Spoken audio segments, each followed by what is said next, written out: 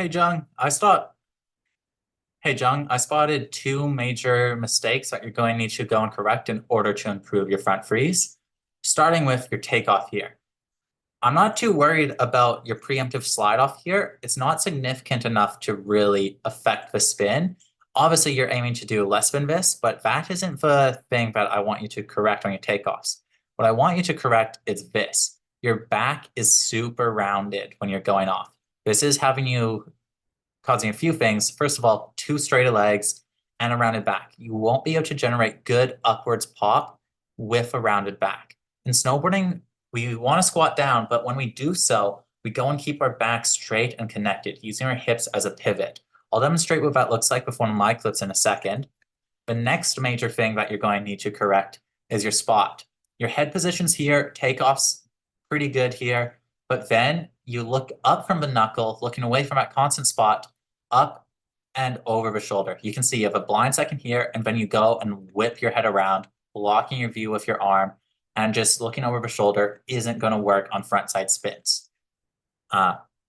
There's quite a few reasons for that, but for now, just know that you can't look over your shoulder for spinning on a snowboard. It just doesn't work. So you're going to need to go and fix those two things. I'm going to go and show you an example of my front freeze so you can compare it and see the differences. So this is the same angle, and I'm going to show you the significant changes in approach and spot. So I'm coming in, and first of all, you'll notice I'm taking a lot more mellow of a toe edge carve. Super gentle, just going from around a little bit over halfway to the left. This is just a smaller motion.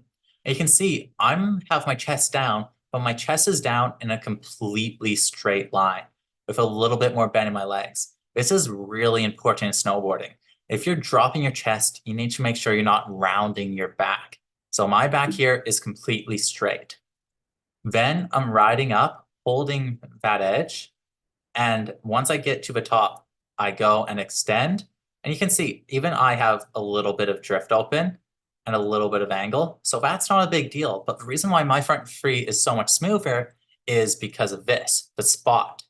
You can see here, my eyes are in the same position as yours were off the takeoff, but I hold that position the whole way. So my eyes are locked on, and through the whole rotation, my eyes are locked on the knuckle. That's what lets you go and rotate this rotation smoothly and lets you see for the duration. And that's why I don't need to hold the blind landing on front free, because I'm so confident in my rotation going through. But normally when you're getting more comfortable, you'd hold your eyes on that knuckle up until you land. So in order to work at this, I want you to go and do two things. First of all, practice on and off a hill, holding your squat position, bending down, but not rounding at the back. You do not want your back to be rounded. Back straight and strong so you can pop off with that powerful position. The next thing is making sure you're training your spot.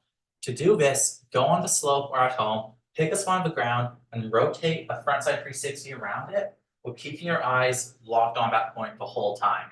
Once you can do that motion consistently, with keeping a spot under your arm, combined with a non-rounded back takeoff, I think you'll be able to lace these front frees way cleaner than you ever did before.